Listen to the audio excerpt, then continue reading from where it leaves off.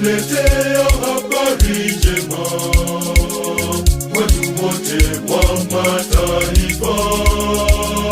Nimekuja kwenu kuwaletea salamu, kuwatia moyo kwenye matatizo. Amka twende, twende, tuka twende, twende, mama twende, twende tukamuone Yesu. Kanyaga twende, twende.